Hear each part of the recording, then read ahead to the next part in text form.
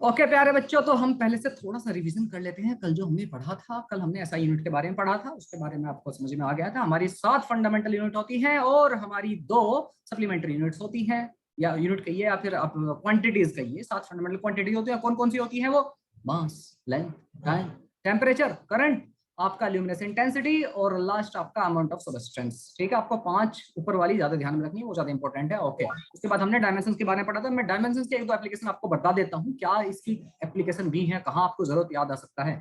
Example के तौर पर आप लोगों ने बताया मुझे कि हमारा जो पेंडुलम का टाइम पीरियड होता है, बन गया ये पेंडुलम, इसको ऐसे मूव करा तो टी टू बन गया पेंडुलम। पेंडुलम का जो टाइम पीरियड होता है वो होता है बेटा 2 √L/G।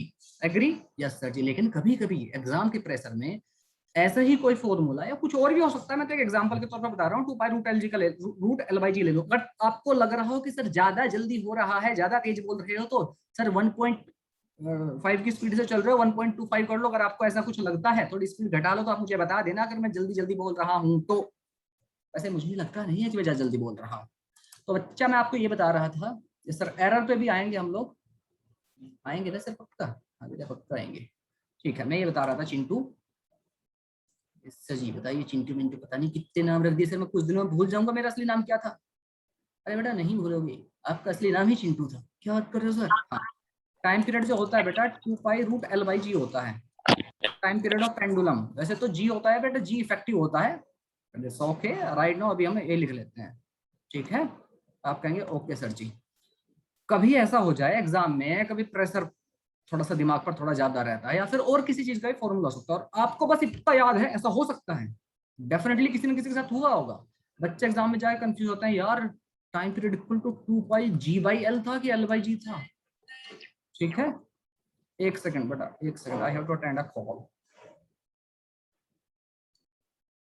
हाँ जी, तो बेटा होता क्या है, कभी कभी बच्चा एग्जाम में कंफ्यूज हो जाते हैं कि हमारा जो फॉर्मूला था 2 π√L/G था या G/L था, है ना? या ऐसा कंफ्यूजन हो सकता है कि आपको दिमाग में आ जाए कि अच्छा √GL ही था।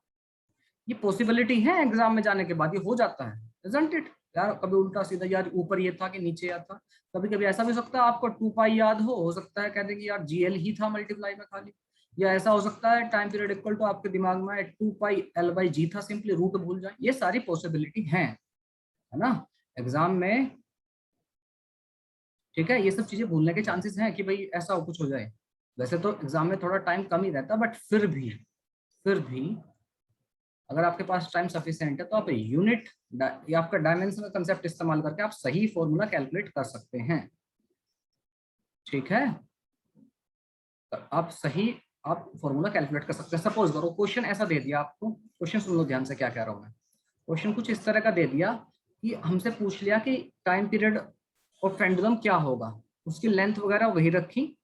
आपका जो एक्सेलरेशन ड्यू टू ग्रेविटी है, या फिर हो सकता है लेंथ भी चेंज कर दे और एक्सेलरेशन ड्यू टू ग्रेविटी भी चेंज कर दे, जाके स्पेस में देखने लगे, या चंदा मामा के ऊपर देखने लगे, या मार्स के ऊपर देखने लगे, या अर्थ से कुछ ऊंचाई पर देखने लगे, मतलब एल और जी में वेरिएशन आ रहा है। ठीक है, तो पूछ ले कि आपका टाइम पीरियड पहले इतना था तो नया टाइम पीरियड कितने गुना होगा पहले वाले का। क्वेश्चन समझ में आया मैं क्या कह रहा हूँ? क्वेश्चन समझे कि नहीं? ठीक है, एग्जाम्पल के तौर पर मैं एक क्वेश्चन ले लेता हूँ। अगर आपसे कहा जाए if time period of simple pendulum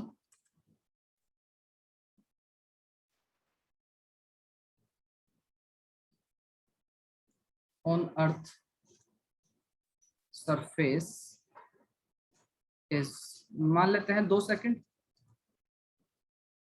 ठीक है, if length of string is doubled, अगर लेंथ डबल कर दें, and gravity acceleration due to gravity becomes half, acceleration due to gravity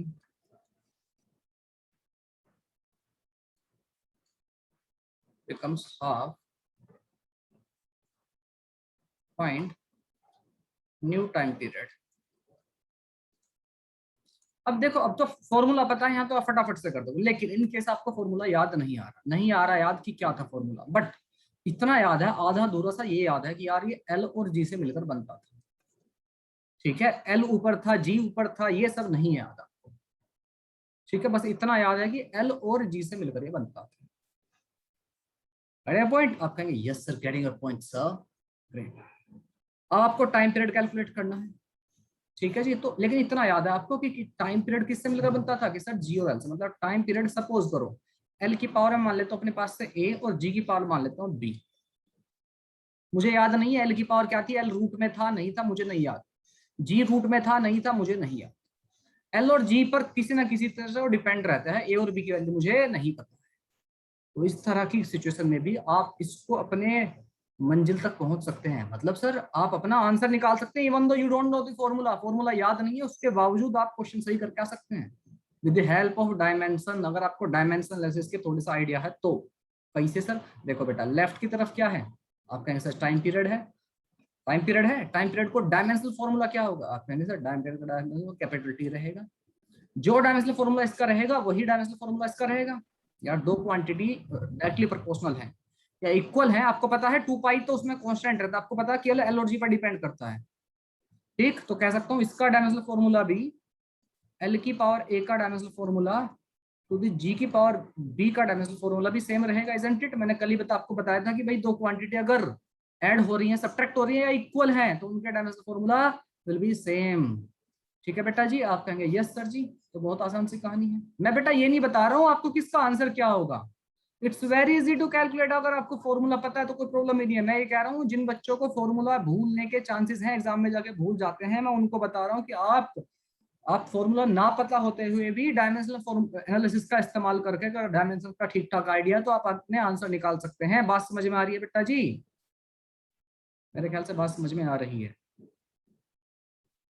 sir कितना बोलते सर, आप थकते नहीं? हाँ बेटा थकता हूँ, गला भी सूख जाता है, पानी भी नहीं है इधर। तो बेटा जी लेंथ, लेंथ है, हाँ तो लेंथ की पावर कर दीजिए। लेंथ के लिए डायमेंशनल फॉर्मूला क्या है, एल। जी, जी क्या एक्सेलरेशन है सर, और एक्सेलरेशन के लिए आपने डायमेंशनल फॉर्मूला क्या निकालता, आप कहेंगे sir L T minus two. Agree कि नहीं? आप कहेंगे बिल्कुल सर। तो एल टी माइनस टू की power B equal to left side में क्या है टी। अब देखो ये और ये दोनों बराबर, लेफ्ट साइड और right side must be equal अगर दो क्वांटिटी सेम है तो। एग्री कि नहीं? आप कहेंगे पूरी तरह एग्री सर। तो टी इधर, इधर लेंथ की पावर देखिए बी को यहाँ पर ले आइए, ये वाला बी अंदर आ जाएगा ब्रैकेट में। आप कहेंगे यस सर जी, तो ब्रैकेट में आने के बाद इसकी पावर बी हो जाएगी और इसकी पावर माइनस का टू बी हो जाएगी। ओके, तो एल की पावर यहाँ पर ए है इधर बी है, तो एल की पावर ए प्लस बी। आप कहेंगे बिल्कुल सर, और टाइम की पावर माइनस का टू बी। ठीक है, आप कहेंगे बिल्कुल सर। देखिए लेफ्ट की तरफ तो लेंथ है ही नहीं, नहीं है लेंथ, तो इसको मैं लिख सकता हूँ एल की पावर जीरो। ठीक है बिल्कुल सर। तो इसका मतलब क्या होगा, यहाँ से दोनों जब कंपेयर करूंगा तो ए प्लस बी की वैल्यू कितनी होगी, जीरो। तो A plus B equal to zero, एक तो चीज मुझे मिल गई। ठीक है, एक इक्वेशन ये मिल गया। दूसरा, यहाँ पर टाइम की पावर कितनी है लेफ्ट में, आप कहेंगे वन, राइट में कितनी है, आप कहेंगे सर माइनस टू बी। तो one equal to minus two B भी रहेगा, तो बी इक्वल टू कितना आ जाएगा, आप कहेंगे sir minus one upon two. और अगर बी की value minus one upon two है तो इक्वेशन वन में पटक दो, कितना जाएगी ए की value, A will come out to be one by two. Agree हो कि नहीं? आप कहेंगे बिल्कुल एग्री है सर, इसमें तो कोई कंफ्यूजन वाली बात ही नहीं है। अरे हाँ कि ना बेटा, किसी को डाउट तो नहीं है यहाँ तक? मेरे ख्याल से डाउट नहीं। अगर किसी बच्चे को लग रहा है कि सर ज्यादा स्पीड बढ़ा रखी है आपने, ज्यादा तेज तेज बोल रहे हो, तो आप मुझे बता देना, बेफिक्र रहिए। आपके मैसेज केवल मैं ही पढ़ पाऊंगा, बाकी नहीं पढ़ पाएंगे अगर आप मुझे मैसेज कर रहे हैं तो। Do not hesitate to learn, ठीक है, हेजिटेट नहीं होना है। ओके सर जी, तो बेटा ए की वैल्यू आ गई, बी की वैल्यू आ गया। अब आपको ये पता लग गया है कि आपका जो फॉर्मूला था, ये जो टाइम से मिलकर टाइम जो है आपका डायरेक्टली प्रोपोर्शनल आप कह सकते हो। लेंथ की पावर ए की वैल्यू कितनी, वन बाई टू, और आपकी जी की पावर कितनी, माइनस वन बाई टू। मतलब और वन बाई टू कितना होता है, रूट। इसको आप ये लिख सकते हैं, इसको आप ये लिख सकते हैं एल की power one by two, G की पावर वन बाई टू, नीचे ले जाइए। तो time period directly proportional to root L by G लिख सकता हूँ मैं इसको। हाँ कि ना यार, वन बाई टू का मतलब रूट ही होता है। आप कहेंगे बिल्कुल सर जी, तो time period directly proportional to root L by G. Clear है? बिल्कुल। और अगर इतनी बात पता है अब तो बड़ा आसान है कैलकुलेट करना। भाई अगर आपको फॉर्मूला पता था तो आपको इस सब की जरूरत नहीं है, लेकिन अगर फॉर्मूला मिस हो रहा है, आपको आधा अधूरा याद आ रहा है, ध्यान में नहीं आ रहा है क्या कैसे कैसे था, एल और जी ही याद है, तो बेटा आप अपने फॉर्मूले को लेके आ सकते हो काफी हद तक, कुछ हिस्सा लेके आ सकते। Yes sir we understand this. कितने बच्चों को समझ में आ गई है बात? मैं इसमें आपको आंसर कैलकुलेट करना नहीं बता रहा हूँ, मैं आपको बता रहा हूँ अगर आपको आधा अधूरा फॉर्मूला याद है तो उसको पूरा कैसे कर सकते हैं आप। फॉर्मूला याद ना होते हुए भी अपना आंसर अप्लाई कर सकते हैं यहाँ पर। कैसे? आपको समझ में आ गया लेंथ और जी पर कैसे डिपेंडेंसी। अब देखो क्वेश्चन में पहला टाइम पीरियड कितना था, 2 सेकंड। ये आपका मतलब 2 सेकंड का रहा था। नया टाइम पीरियड टी डैश मान लेता हूँ। क्या क्या है नए टाइम पीरियड में? आप कहेंगे sir if the length of string is doubled, इसकी जगह 12 कर दिया है और जी कितनी कर दिया, आधी कर दिया। जी ये ऊपर जाकर मल्टीप्लाई हो जाएगा। 2 टू जा 4 मतलब आपका जो नया टाइम पीरियड है will be directly equal to 4 times the पुराना टाइम, ये आपका रूट एल बाई जी। या कह सकता हूं नया time period equal to 4 times the, sorry 4, 2 two जा 4, 4 को रूट से बाहर लो तो डबल, 2 टू जा 4, 4 को रूट से बाहर कर तो 2, तो 2 times the older time period. बात समझ में आई? इक्वेशन 1 को डिवाइड कर लो इक्वेशन नंबर 2 से, अगर इसको समझ में ना आया हो तो। ठीक है बेटा जी, इक्वेशन नंबर 1 को डिवाइड कर लो इक्वेशन नंबर 2 से, और आपके पास नए टाइम पीरियड का फॉर्मूला आ चुका है। जरूरी नहीं है वो 2 सेकंड 4 सेकंड देता, हो सकता था नहीं भी देता, कुछ भी ऐसे टी और एल जी के टर्म्स में पूछ सकता था। तो T upon T dash will come out to be, L G से एल जी मर गया तो यहाँ बचेगा 1/2। ठीक है जी, तो T dash will come out to be 2 times पुराने वाला टी, और पुराना टी कितना था आप कहेंगे 2 सेकंड, आगे तो आप कर ही सकते हो। ठीक है बेटा जी, आप कहेंगे यस सर। अब जरा जिन बच्चों को बात समझ में आ गई है फटाक से हैंड रेज करके मुझे भी आइडिया हो जाए कि हाँ मेरी बात समझ में आई है कि नहीं आई है। हैंड रेज कर लो और मुझे बता दो। इससे अगर दूसरा काम ये भी पूछा जा सकता है, दूसरी एप्लीकेशन की ये भी पूछी जा सकती है कि बालक आपको कई सारे फॉर्म में ऐसे बोल दे कि आपको अगर मैं फंडामेंटल यूनिट जो है MLT, ये जो मैंने आपको बताई 7 से अलग, अगर ये मान ले कि नहीं हम नहीं मानते हैं सब फंडामेंटल, मान ले कि हमारी लेंथ है, फोर्स है और टाइम है, या इस तरह से कुछ दे एनर्जी है, इस तरह से दे कह दे कि ये अगर फंडामेंटल यूनिट है तो अब मास की यूनिट बताइए क्या होगी, मास की डायमेंशनल फॉर्मूला क्या होगा। ठीक है बेटा जी, ठीक है बेटा जी, मेरी बात समझ रहे हो? मेरे ख्याल से आप मेरी बात समझ रहे हो।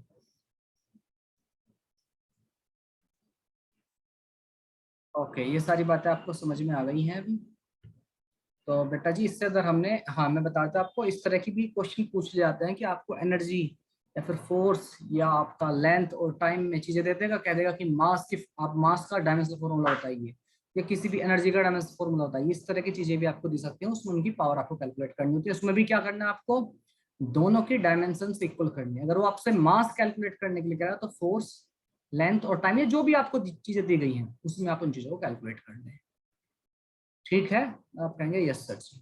आप इस तरह से डायमेंशन को, इस तरह के एप्लीकेशन क्वेश्चन हमसे पूछे जा सकते हैं। याद रहे 2-3 चीजें याद रखना, दो क्वांटिटी ऐड सब्ट्रैक्ट या इक्वल केवल तभी हो सकती हैं जब वो डायमेंशनली करेक्ट हो। देखिए एक बात समझ लो, एक फॉर्मूला, फॉर्मूला जो है वो जो लिखा हुआ वो गलत हो सकता है, formula might be wrong, but dimensional आपकी कभी गलत नहीं हो सकती। अगर आपने डायमेंशनली इनकरेक्ट कर दिया तो कभी फॉर्मूला सही हो ही नहीं सकता। मतलब कैसे सर? मतलब बेटा ये है कहानी, अगर आप ये लिखते हैं, मैं लिखता हूँ अगर इक्वेशन, न्यूटन की इक्वेशन जो है equal to u plus at अगर आप लिख रहे हैं तो ठीक है ये हो सकता है। गलती से आप इसको 5u, u की जगह 5u प्लस 380 लिखेंगे तो अभी गड़बड़ तो है, गड़बड़ तो लिखी गई। ठीक है, लेकिन अभी भी चांस है कि हाँ फॉर्मूला डायमेंशनली गलत नहीं है। लेकिन अगर आपने ऐसा लिखा हुआ कहीं देख लिया v equal to u plus A T square, ठीक है, या इस तरह कोई भी टर्म देख लिया a बाई टी, कुछ भी एक्सलेशन है, तो बेटा ये फॉर्मूला सही कभी भी नहीं हो सकता। मतलब सर, मतलब एक गलत फॉर्मूला डायमेंशनली करेक्ट हो सकता है लेकिन डायमेंशनली इनकरेक्ट इक्वेशन कभी भी सही फॉर्मूला नहीं हो सकती है। Getting a point? I think you are getting a point. ठीक है बेटा जी, इस बात को भी ध्यान में रखना है। अगर कभी कभी एक मैं आपको बता दूं, ये चीजें बड़े एक्सपीरियंस के साथ, काफी सारा पढ़ने के बाद चीजें समझ में आती है। क्या सर? ये समझ में आता है बेटा जी कि अगर आपने काफी सारा ठीक ठाक सा काम किया है फिजिक्स में, तो आपको क्वेश्चन सपोज करो कोई नहीं आता एग्जाम में, तो उसको अटेम्प्ट करने का एक तरीका ये भी है। कभी कभी एग्जाम में क्या करता है एग्जामिनर, उसमें 3-4 ऑप्शन में से किसी एक या दो की डायमेंशन गलत देते हैं। क्वेश्चन को बड़ा डिफिकल्ट डिजाइन करेंगे, बच्चे का दिल सारी घूम जाए, बच्चे बोलेगा यार होगा ही नहीं है तो, और चालाकी से क्या कर देते हैं, एक या दो की डायमेंशन गलत दे देते हैं, डायमेंशनली इनकरेक्ट कर देते हैं। तो उन क्वेश्चन को तो तुरंत कट कर सकते हैं आप, क्या है यार ये तो आंसर होगा ही नहीं। समझ में आ रही है? ये तो आंसर हो ही नहीं सकता। जैसे एग्जाम्पल के तौर पर मैं एक सिंपल सा एग्जाम्पल लूं, अगर मैं आपको एक बड़ा सा क्वेश्चन दे दूं कि एक व्हील रोटेट हो रहा है, ठीक है, और उस पर आपका टॉर्क लगा हुआ है वगैरह वगैरह दुनिया भर की चीजें, ठीक है, उसके ऊपर टॉर्क लगा रहा है, टॉर्क लगाने वाली मशीन को हम इनपुट पे इलेक्ट्रिक एसी दे रहे हैं, ठीक है, एसी की जो सप्लाई आ रही है वो मैकेनिकल पावर से आ रही है किसी जनरेटर से, तो दुनिया भर की चीजें उसमें लगा दी, और आपसे पूछ ले एट द एंड कि कितना वर्क डन, ठीक है, या वर्क कितना कर रहा है एक मोटर दूसरे के ऊपर या एक जनरेटर दूसरे के ऊपर, या वगैरह वगैरह कुछ ऐसी चीज पूछ ले। बड़ा डिफिकल्ट सा क्वेश्चन करते हैं, जितना डिफिकल्ट आप सोच सकते हैं उससे 2 गुना डिफिकल्ट, और आपसे पूछ ले जाए at the end find the work done, ठीक है, खतरनाक सा क्वेश्चन देके पूछ ले फाइंड दी वर्क डन, और आपके ऑप्शन दे रखे हैं 35 न्यूटन मीटर, ऑप्शन बी दे रखा है 36 जूल पर मीटर, ऑप्शन डी दे रखा है 34, ठीक है, और ये भी पॉइंट में दे सकता है 34.96, ठीक है, इसको और डिफिकल्ट 34.95, ये लो 34.92, बच्चे को लगा रहे यार कितने पास पास है, लेकिन देखो आप जरा ध्यान करो, ठीक है, जूल पर मीटर स्क्वायर, और डी कुछ भी दे देगा, मान लेते हैं 34.91, ठीक है, ओके सर जी, न्यूटन पर मीटर स्क्वायर। दुनिया भर के ऐसे उल्टे सीधे आपको ये दे दिए हैं आपको फॉर्मूलाइज, इतने इतने, बच्चा वैसे ही घबराया हुआ क्या इतना डिफिकल्ट क्वेश्चन है ना, ऊपर से इतनी खतरनाक क्लोज क्लोज आंसर 34.92, 34.95, 96, 91, यार कैसे करें इसको। और कभी कभी देखे चला ही क्या कर देते हैं, डायमेंशन गलत दे रखी है। वर्क डन क्या होता है, फॉर्म ऑफ एनर्जी किसमें मेजर होगी, आपको से जी जूल में। आपको इन सबको देखने की जरूरत नहीं है, कैलकुलेट करने की जरूरत नहीं है, कैलकुलेशन चक्कर में नहीं पड़ना है, ठीक है। तो बेटा एक ये बहुत बढ़िया ट्रिक है, क्वेश्चन जब समझ ना आए, सर पाँव ना दिखा तो कम से कम डायमेंशन तो चेक करे लो, हो सकता है उसने गलत दे रखी है। क्लियर है? मेरे ख्याल से बात आपको समझ में आ गई है। और जो मैंने आपको बात बताई है डायमेंशन वाली, इसको आप अपनी खुद की लैंग्वेज में लिखिए, और मैं सब चीजें चेक करूंगा बेटा जब सेंटर पर आने के बाद कि आप सच में लिख रहे हैं कि नहीं। अपनी लैंग्वेज मतलब जिस लैंग्वेज में आप कंफर्टेबल हो, में भी Hindi, English, Marathi, Sanskrit, Urdu, what ever you call it, ठीक है, उसमें लिखिए। 1 मिनट आपके पास।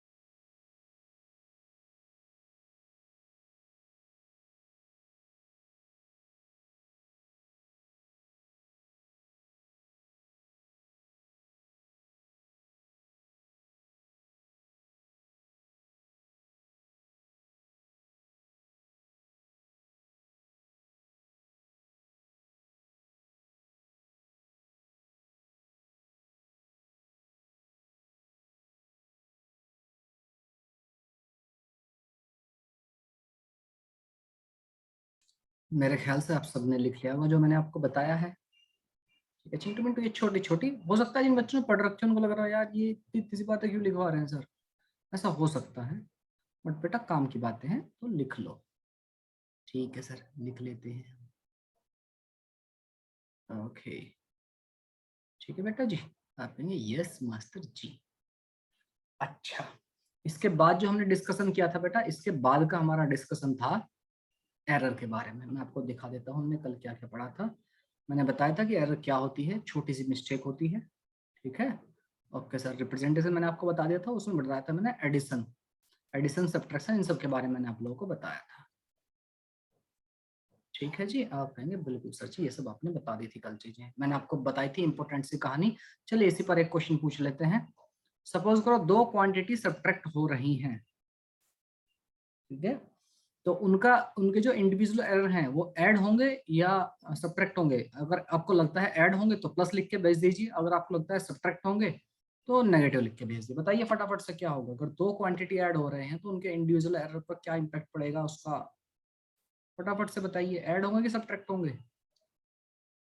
क्वेश्चन आपको समझ में आ गया होगा। क्वेश्चन मेरा ये है बेटा, अगर z इक्वल टू आपका a माइनस बी है सपोज करो, तो बेटा z के अंदर जो एरर आ रहा है delta z, it will be equal to delta a delta b। तो यहाँ पर इस बॉक्स में मैं क्या फिल करूँ, माइनस फिल करूँ या प्लस फिल करूँ, फर्स्ट और सेकंड बताइए फटाफट से। ओके बहुत सारे बच्चों के आंसर आ गए हैं, लगभग सभी के, और बिल्कुल सही आंसर है, मैंने आप लोगों को बताया था। हाँ जी सारे बच्चे रिप्लाई करो फटाफट से, सारे बच्चे रिप्लाई कीजिए। चाहे क्वांटिटीज नेगेटिव हो रही हो, सब्ट्रैक्ट हो रही हो, चाहे आपकी ऐड हो रही हो, एडिशन हो चाहे सब्ट्रैक्शन हो, डिफरेंस हो, एरर आपका सदा ही ऐड होगा। रीजन मैंने आपको बता दिया था, क्योंकि we are looking for maximum possible error. ठीक है बेटा जी, यहाँ भी प्लस आएगा, दोनों ही केस में आपका यहाँ पर प्लस आ रहा होगा। ठीक, ओके सर जी। चलिए तो बेटा एरर की कहानी को थोड़ा आगे बढ़ाते हैं। एरर की कहानी जगत सर की जुबानी आगे बढ़ते हुए, वाह वाह वाह क्या बात है सर। ठीक है जी, हमने एडिशन देख लिया था, सब्ट्रैक्शन देख लिया था, बात करते हैं मल्टीप्लिकेशन की। तीसरा बात करते हैं मल्टीप्लिकेशन की, या फिर प्रोडक्ट या मल्टीप्लिकेशन, जो भी आपको कहना है। सपोज करो कुछ कुछ क्वांटिटीज हमें मल्टीप्लाई करनी होती है। आप लोग बोर तो नहीं हो रहे हो? Hello, hope you are not getting bored. Hello hello hello, boring तो नहीं हो रहे हम लोग? Yes sir no? थोड़ा हो रहे हैं सर, ऐसा तो नहीं हो रहे ना, चलिए फिर ठीक है। ओके देखिए, सपोज करो आपको दो क्वांटिटी मल्टीप्लाई करनी है। सर मैं तो नहीं करूंगा मल्टीप्लाई। अरे सुनो तो यार, तुम तो निकल ही जाते हैं। सपोज करो आप किसी स्पीड से भाग रहे हो, ठीक है, आप लोग थोड़ा खेल कूद के ओलंपिक में चले गए, थोड़ा ही मतलब काफी ज्यादा खेल कूद के, और आप उसेन बोल्ट के साथ दौड़ रहे हो। क्या बात है सर, है किस्मत ही बदल दी हमारी। उसेन बोल्ट के साथ सीधा सर, कोई बीच में नहीं। सपोज करो उसेन बोल्ट से थोड़ा तेज आप दौड़ रहे हो, ठीक है सर, और कॉन्स्टेंट स्पीड से आप दौड़ रहे हो, और बगल में आपने दोस्त छोटे भाई चिंटू को भी लेकर, चिंटू को कहता ले घड़ी बताना मेरे को 100 मीटर में कितनी देर में दौड़ा हूँ। ठीक है, तो आप दौड़ रहे हो, उसेन बोल्ट को आपने बहुत पीछे छोड़ दिया और भागते जा रहे हो पूरी हवा की तरह। ठीक है, हवा और आंधी की तरह उड़ते जा रहे हो आप।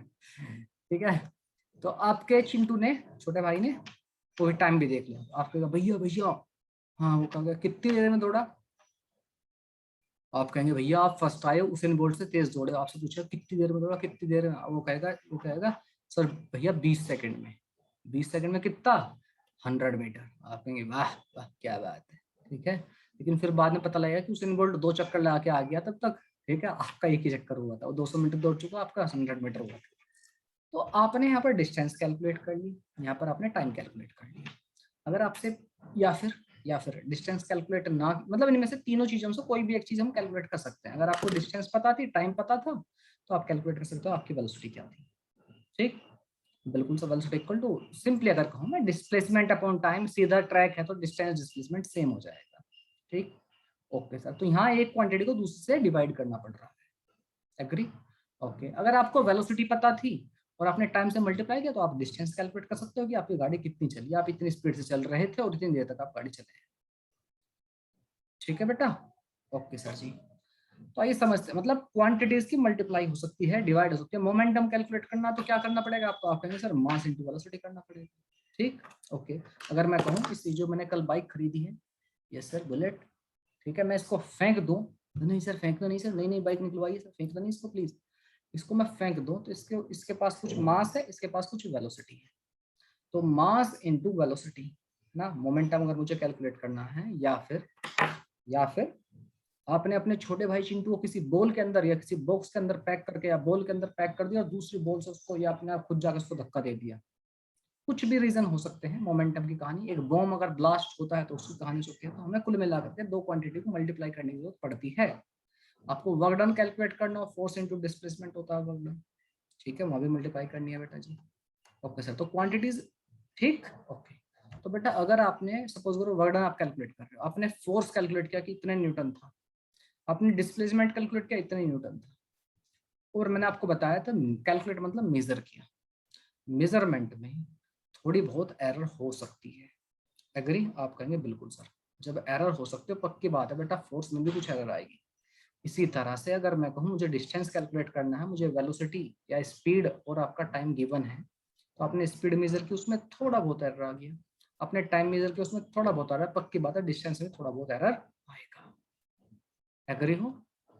हाँ कि ना? मतलब मैं इसको थोड़ा सा इस फॉर्म में लिख देता हूँ। अगर प्रोडक्ट में प्रोडक्ट z, सपोज को z एक क्वांटिटी है जो कि a और b के मल्टीप्लाई करने से मिलती है, ठीक?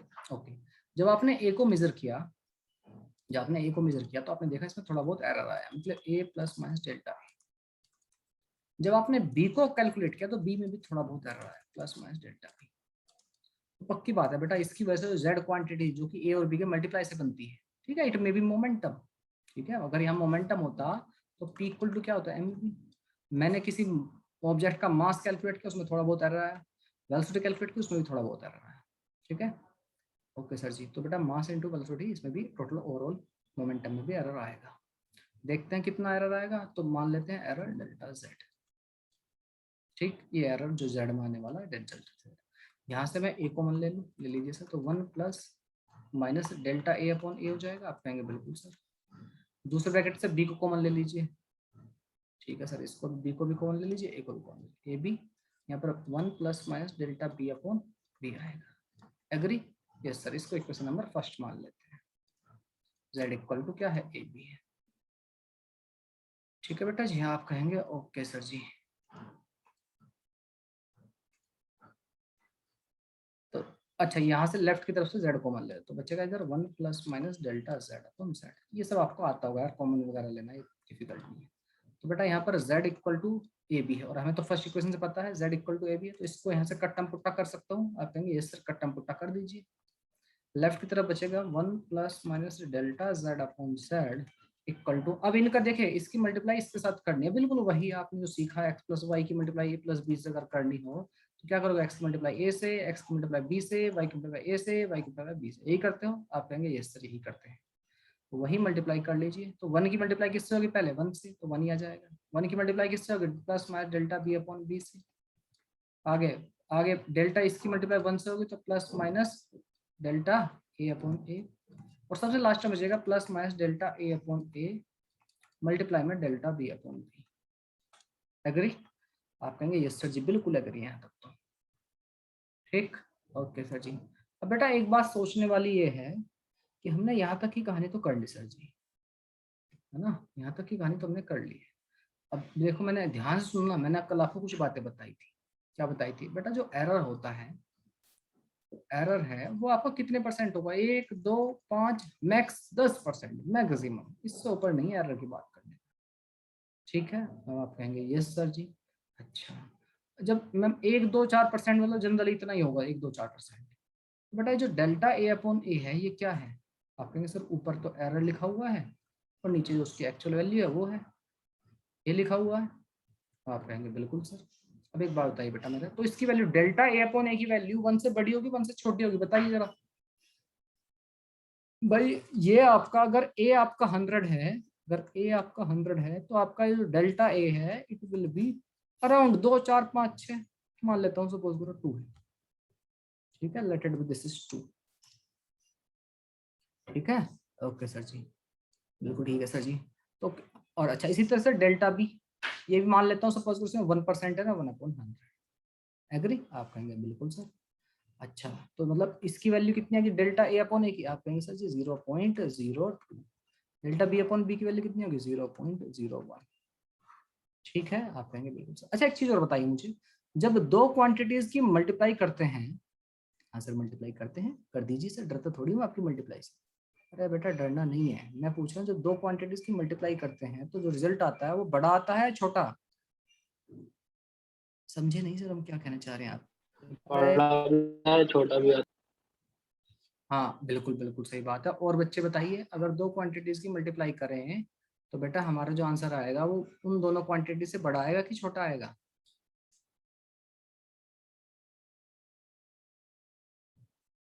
बताइए। हाँ, कोई बच्चों के आंसर आ रहे हैं मुझे? अगर पॉइंट में है तो बिल्कुल सही बात है बेटा, दोनों आ सकते हैं, बिल्कुल सही बात है। अगर कुछ बच्चों को कंफ्यूजन रहता है कि अच्छा मल्टीप्लाई करके उससे बड़ा ही आता है, 5 गुना 4 देखो 20 आया है सर, 4 से बड़ा है 5 से बड़ा है, नहीं ऐसा जरूरी नहीं है हर टाइम ऐसा हो। तो सर अगर आप 0.9 की मल्टीप्लाई बेटा 0.9 से ही करें तो आंसर आएगा 0.81, जो कि अपने नंबर से छोटा है। ओह सर सही बोल रहे हो। 0.1 की मल्टीप्लाई आप 0.02 से करें तो बेटा आंसर और भी छोटा। ठीक है, तो कितना है 0.002। यस सर नो, आप कहेंगे बिल्कुल सर जी। ठीक है बेटा जी। तो मतलब कुल मिला के बात ये है, अगर आपकी पॉइंट में है या फिर लेस देन 1 वैल्यू है, उनकी मल्टीप्लाई अगर करें तो आपके जो आंसर आते हैं वो और छोटे हो जाते हैं। एग्री? आप कहेंगे बिल्कुल सर। अब बेटा एक बात समझिए, ऑलरेडी एरर छोटा सा है, ऑलरेडी एरर छोटा सा है, छोटा सा है एरर। ठीक है, इनमें एरर जो है छोटी छोटी वैल्यू है, ऐसी 2 4 5 अपॉन 100 इस टाइप की, ये भी छोटा सा है। और इसको देखना जरा, ये तो सर बहुत ही छोटा हो जाएगा, इजंट इट?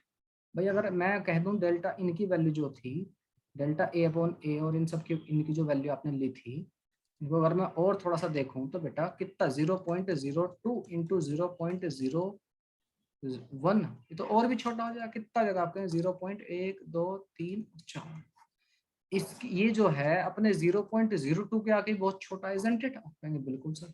तो क्या बेटा मैं इस टर्म को, ये पूरा जो लास्ट वाला टर्म है, क्या मैं नेग्लेक्ट कर सकता हूँ इसको?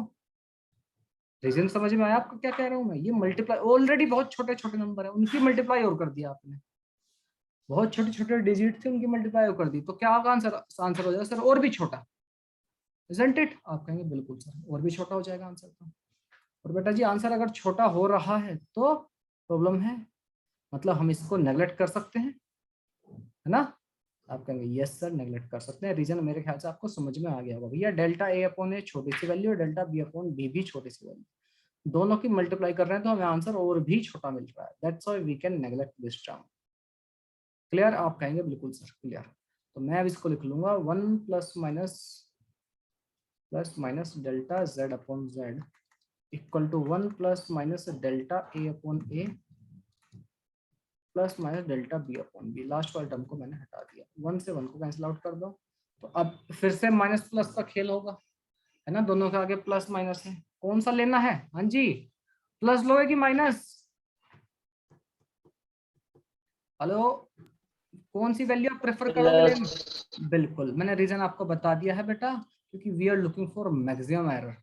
तो बेटा ये delta A upon A plus delta B upon B plus लेनी है हमें।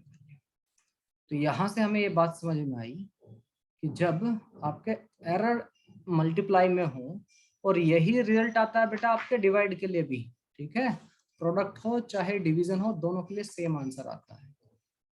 ठीक है, आप कहेंगे ओके सर जी। तो क्या ध्यान में रखना है, जो भी क्वांटिटी है उनके रिलेटिव, या फिर इसको फ्रैक्शनल एरर भी बोलते हैं। मतलब सर ये कौन सा टर्म आपने इस्तेमाल किया? बेटा मैंने कुछ नहीं किया, अगर कोई quantity x plus minus delta x लिखी हुई है और इसका जो डेल्टा x है वह error upon this actual value, इस तरह के रेशियो को बोल देते हैं बेटा रिलेटिव एरर।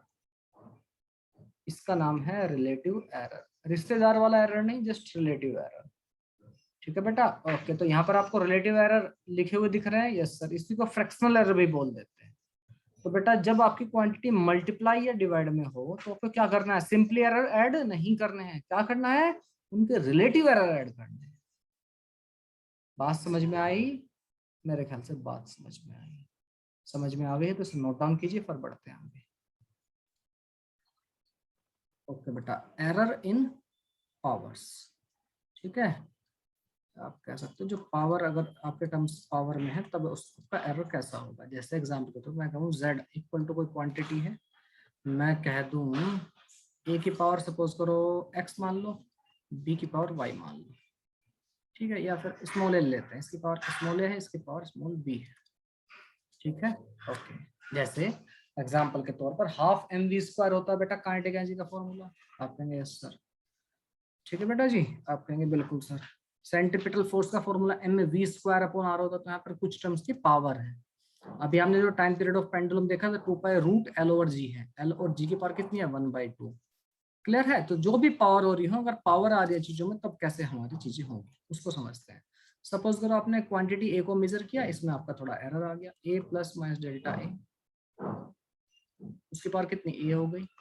बी में भी बी को मेजर किया, इसमें भी आपका थोड़ा एरर आ गया। और इसी तरह से तो इनकी वजह से क्या आएगा, जेड में भी कुछ एरर आएगा। आप कहेंगे बिल्कुल सर, ठीक है। आप कहेंगे बिल्कुल सर जी। चलिए यहाँ से जरा जेड को कॉमन लेते हैं, ये आपके क्वेश्चन नंबर 1 मान लेता हूँ मैं। यहाँ से जेड को कॉमन लेते हैं, 1 plus minus delta Z upon Z will be equal to, यहाँ से ए को कॉमन ले लो तो ए की पावर ए कॉमन आ जाएगा, 1 plus minus delta A upon A multiply में यहाँ पे बी को कॉमन ले लो, बी की power small B, 1 plus minus delta B upon B उसकी पावर बी। एग्री? आप कहेंगे बिल्कुल सर, बिल्कुल सही है। अच्छा अब ये देखो, ए की पावर ए और बी की पावर बी, ये कितना है मल्टीप्लाई होने का था आपका आंसर, ये तो जेड है क्वेश्चन नंबर 1 से, तो इसको कट्टम पुट्टा कर सकते हैं, कट्टम पुट्टा कर दीजिए सर।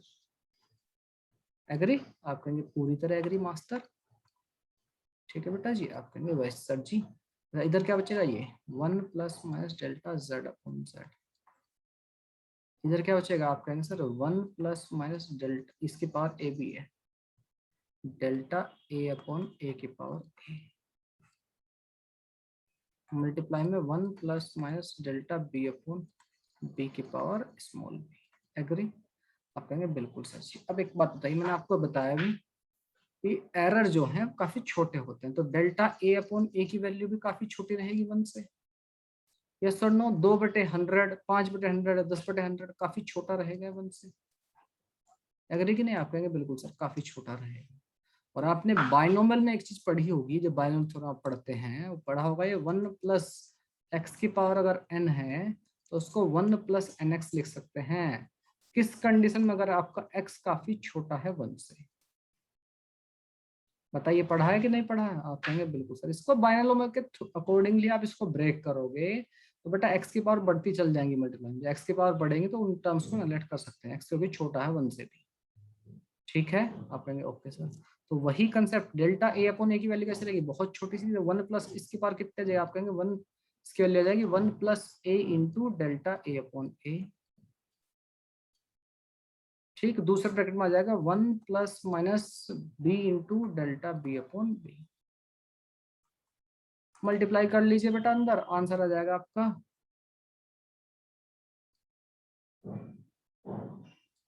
सच कितना आंसर आ जाएगा हमारा। इस रिजल्ट को भी आपको ध्यान में रखना है। You will get answer. Yes sir जी। क्या आंसर मिलेगा बताइए मेरे को सर। बट आंसर मिलेगा 1 plus minus delta Z upon Z will be equal to, इसकी मल्टीप्लाई करो अंदर, ये तो वही पहले ऐसी कहानी आ गई। आप कहेंगे बिल्कुल sir, 1 plus minus A into delta A upon A plus minus B into delta B upon B. और अगेन इससे जो आगे का टर्म होगा उसको हम नेगलेक्ट कर सकते हैं, लास्ट टर्म को, 1 से 1 कैंसिल आउट हो गया। तो यहाँ पर हमारी क्या बनती है कहानी, जो फ्रैक्शनल एरर ऑफ z है, delta z upon z is equal to, उसकी जो पावर है मल्टीप्लाई में आ गया और कुछ नहीं हुआ है। रिलेटिव एरर तो अभी भी ऐड होंगे ऐसा, लेकिन पहले किससे मल्टीप्लाई कर देना, उनकी जो पावर थी पहले उससे, बस इतना ध्यान रखना। तो b into delta B upon B. Clear है बेटा जी? मेरे ख्याल से आप कहेंगे बिल्कुल क्लियर है सर कहानी। फटाक से लिख लो इस चीज को, पढ़ते हैं फिर क्वेश्चन की तरफ। क्वेश्चन कह रहा है calculate the percentage error in determination of time period of pendulum. देखिए इसको आप ऐसे भी लिख सकते हैं, time period of pendulum 2 pi L की पावर 1/2 ना, डिवाइड बाय जी की पावर 1/2। पहले देखो ये दोनों क्वांटिटी कैसी हैं, आप कहेंगे सर क्वांटिटी जी डिवाइड में है, एल की पावर 1/2 इज डिवाइड बाई जी की पावर 1/2। और जब दो क्वांटिटी आपकी डिवाइड में हो चाहे मल्टीप्लाई में हो तो क्या करते हैं हम, अगर कोई क्वांटिटी ऐसे है z equal to A upon B, तो क्या था मैंने आपको बताया था, उनकी जो रिलेटिव एरर है वो ऐड हो रहे होंगे। ठीक है? ओके। और अगर इनकी पावर भी है तो क्या कर देना, रिलेटिव एरर को मल्टीप्लाई कर देना खाली पावर से। ओके सर जी। तो बेटा relative error in time will be equal to delta L upon L plus delta G upon G, और इनकी पावर से इनको मल्टीप्लाई कर देना है, यानी कि इसकी पावर कितनी दोनों की 1/2 ही है सर। एग्री चिंटा मिंटा पिंटा? आप कहेंगे बिल्कुल एग्री सर जी। और ये चिंटा मिंटा इतने सारे नाम काहे रखते सर आप मेरे?